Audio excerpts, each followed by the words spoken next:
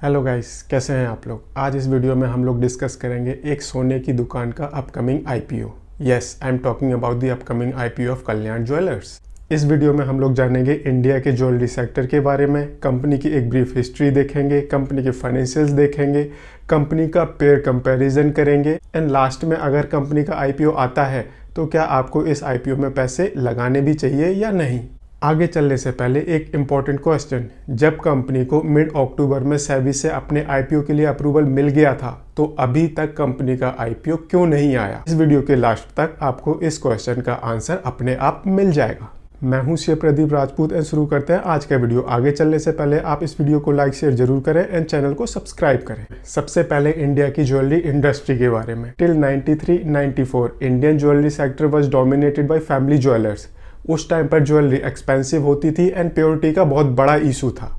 इस अपॉर्चुनिटी को कैपिटलाइज करने के लिए टाटा ने लॉन्च किया तनिष्क एंड साथ ही साथ इंडिया के त्रिशूर सिटी में एक छोटा शोरूम ओपन हुआ in the name of Kalyan jewellers and यही दोनों कंपनियां आगे चल के बिटवीन 2008 एंड 2016 इंडिया के टॉप 2 ज्वेलरी ब्रांड बन गए हैं। इन दो कंपनियों के अलावा भी ज्वेलरी सेक्टर में काफी सारे प्लेयर्स हैं, जैसे कि पीसी ज्वेलर हो गया, मालाबार, जॉया लुकास, सैंको गोल्ड और भी काफी सारे रीजनल प्लेयर्स हैं। इन 2020 इंडियन ज्वेलरी सेक्टर का साइज हो गया है 64 billion US dollar which is approximately 5 lakh crore. इसमें से 32% ऑर्गेनाइज सेक्टर है एंड रिमेनिंग अभी भी अनऑर्गेनाइज सेक्टर ही है। ज्वेलरी सेक्टर के अंदर 60% डिमांड जनरेट होती है वेडिंग रिलेटेड ज्वेलरी से, 30% डिमांड जनरेट होती है डेली वेयर ज्वेलरी से एंड रिमेनिंग 10% डिमांड जनरेट होती है फैशनेबल एसेसरीज से। कोविड का इस इंडस्ट्री के ऊपर काफी बड़ा इम्पैक्ट पड़ा एंड इस इंडस्ट्री ने 30% की डी ग्रोथ रजिस्टर की है। फ्यूचर में एक्सपेक्टेशन है कि ज्वेलरी इंडस्ट्री 19% के CAGR से ग्रो करेगी। इंडिया में ज्वेलरी सेक्टर का फ्यूचर काफी ब्राइट है बिकॉज इनके products both consumption and investment purpose से यूज होते हैं। इंडिया के ज्वेलरी सेक्टर की सबसे ज़्यादा डिमांड आती है साउथ इंडिया से विच इज़ 40%, उसके बाद वेस्ट इंडिया से which is 25%, north India 20% and east India 15%। ये रीजन वाइज इंडिया की ज्वेलरी डिमांड थी। इंडिया का ज्वेलरी सेक्टर काफ़ी हद तक इम्पैक्ट हुआ है because of GST and demonetisation. ये एक ब्रीफ था इंडिया के ज्वेलरी सेक्टर का। अब जानते हैं कंपनी की ब्रीफ हिस्ट्री। कल्याण ज्वेलर ने अपना फर्स्ट शोरूम इंडिया के त्रिशूर सिटी में ओपन किया। तब से लेकर अब तक कल्याण ज्वेलर्स के इंडिया के 21 स्टेट्स में 107 शोरूम्स हैं। इनके 30 शोरूम्स हैं मिडिल ईस्ट में। ये कंपनी डिफरेंट वैरायटीज की gold, studied and other jewellery खुद ही डिजाइन करती है, मैन्युफैक्चर करती है एंड सेल करती है through its own stores and e-commerce website के थ्रू। 2012 में इस कंपनी ने एक्सपेंशन करना शुरू किया एंड इन्होंने अपने स्टोर्स ओपन किए across India and middle east में। इस कंपनी के इंडिया एंड मिडिल ईस्ट में अप्रोक्सीमेटली 7000 एम्प्लॉयज हैं। 2014 में इस कंपनी के अंदर हाइडल इन्वेस्टमेंट ने स्टेक एक्वायर की। 2017 में कल्याण ज्वेलर ने इनोवेट लाइफस्टाइल प्राइवेट लिमिटेड के अंदर स्टेक एक्वायर की एंड इसके थ्रू इन्होंने ई-कॉमर्स सेगमेंट में भी एंट्री ली। प्रेजेंटली कंपनी की 76% share holding promoter and other related individuals के पास है and 24% share holding hydel investments के पास है। इस कंपनी की 67% रेवेन्यू आती है इंडिया की साउथ मार्केट से एंड इंडिया के नॉर्थ ऑपरेशन ज़्यादा प्रॉफिटेबल है। बिग बी, जया बच्चन, श्वेता बच्चन इस कंपनी के नेशनल ब्रांड एम्बेसडर हैं एंड इसके अलावा इस कंपनी के काफ़ी सारे रीजनल ब्रांड एम्बेसडर भी हैं। 93 में कंपनी ने अपना पहला शोरूम ओपन किया एंड अक्टूबर 2020 में कंपनी को सेबी से अप्रूवल मिल गया अपने आईपीओ लॉन्च करने के लिए। ये था कंपनी का एक ब्रीफ प्रोफाइल। अब जानते हैं कंपनी के आईपीओ स्ट्रक्चर के बारे में। कंपनी का आईपीओ साइज है 1750 करोड़ का, इसमें से 1000 करोड़ का फ्रेश इशू है एंड 750 करोड़ जाएंगे कंपनी के एग्जिस्टिंग प्रमोटर एंड इन्वेस्टर के पास। 1000 करोड़ में से कंपनी 750 करोड़ यूज करेगी अपनी वर्किंग कैपिटल को मैनेज करने के लिए and 250 crore rupees company use करेगी अपनी जनरल कॉर्पोरेट पर्पस के लिए। एंड जो 750 का OFS है उसमें से 250 करोड़ रुपीस जाएंगे कंपनी के प्रमोटर के पास mister TS Kalyanaraman and 500 crore rupees जाएंगे कंपनी के इन्वेस्टर के पास विच इज हाइडल। ये थी कंपनी की एक ब्रीफ हिस्ट्री। अब जानते हैं कंपनी के फाइनेंशियल्स के बारे में।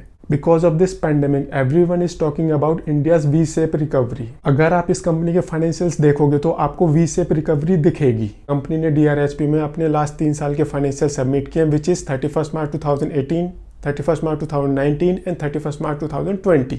आप कंपनी के एसेट्स देखो, आपको वी शेप रिकवरी दिखाई देगी। आप कंपनी की रेवेन्यू देखो, वी शेप रिकवरी दिखाई देगी। आप कंपनी की प्रॉफिटेबिलिटी अर्निंग पर शेयर देखोगे तो उसमें भी वी शेप रिकवरी दिखाई देगी। What is more concerning is the cash generation from operating activity, जो कि लगातार गिरता जा रहा है। फाइनेंशियल ईयर एंडिंग मार्च 20 का cash generated from operating activity is not even sufficient to cover its financial obligation.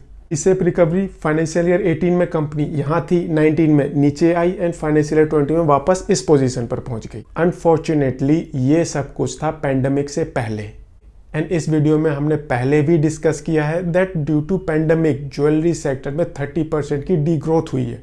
तो कंपनी की ग्रोथ फाइनेंशियल ईयर 2021 में नीचे ही आएगी एंड फाइनेंशियल ईयर 21-22 में रिकवरी की हम कुछ एक्सपेक्टेशन कर सकते हैं। ये एक ब्रीफ था कंपनी के फाइनेंशियल्स का। अब देखते हैं कंपनी के कॉम्पिटिटर्स।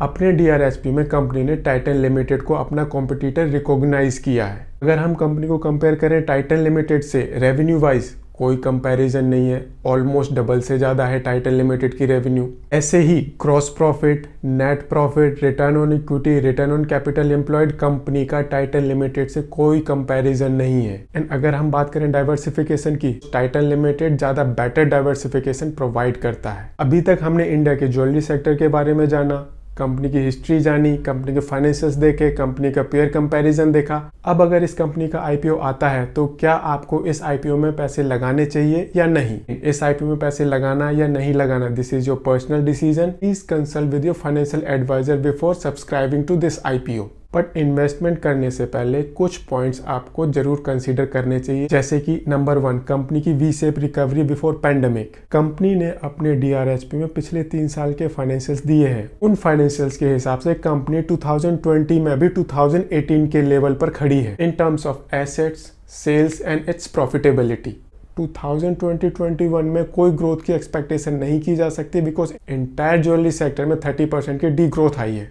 फर्स्ट रिकवरी होगी कंपनी की इन द ईयर 2021-22 में। नाउ वी कैन से जो कंपनी की वी शेप रिकवरी थी 2018 से 2020 तक, अब वो डब्ल्यू शेप में भी कन्वर्ट हो सकती है। इसका मतलब है 2022 में कंपनी 2018 के लेवल पर खड़ी हो सकती है। तो फिर अभी IPO में इन्वेस्ट करने की जल्दी क्यों? सेकंड पॉइंट है कंपनी के अगेंस्ट चल रही लिटिगेशंस। इसमें अमाउंट इन्वॉल्व है approximately 430 crore. There are chances कि अगर कंपनी लिटिगेशन में लूज करती है तो 430 करोड़ की लायबिलिटी आ सकती है एंड वो कंपनी की प्रेजेंट सिचुएशन को देखते हुए काफी डेंजरस हो सकता है। उसके बाद है कंपनी का रेवेन्यू क्लासिफिकेशन। कंपनी की 75% रेवेन्यू गोल्ड ज्वेलरी से आती है, 23% रेवेन्यू स्टडीड ज्वेलरी से आती है and remaining 2% revenue other jewellery से आती है। कंपनी की 3/4 रेवेन्यू गोल्ड ज्वेलरी से आती है एंड अगर गोल्ड में कुछ एडवर्स डेवलपमेंट होती है तो वो डायरेक्टली कंपनी की रेवेन्यू पर इम्पैक्ट करेगा। उसके बाद आते हैं कंपनी के फॉरेन ऑपरेशंस। अभी भी इस कंपनी के फॉरेन ऑपरेशंस लॉस मेकिंग है एंड रिसेंटली कंपनी ने अपने 7 शोरूम मिडिल ईस्ट के क्लोज किए हैं। इस तरह की कंपनी की वैल्यूएशन में स्टोर काउंट एक काफी इंपॉर्टेंट फैक्टर प्ले करता है। ये एक छोटा सा ब्रीफ था कल्याण ज्वेलर्स के अपकमिंग IPO के बारे में। अगर आपको वीडियो पसंद आया तो इसे लाइक शेयर जरूर करें एंड चैनल को सब्सक्राइब करें।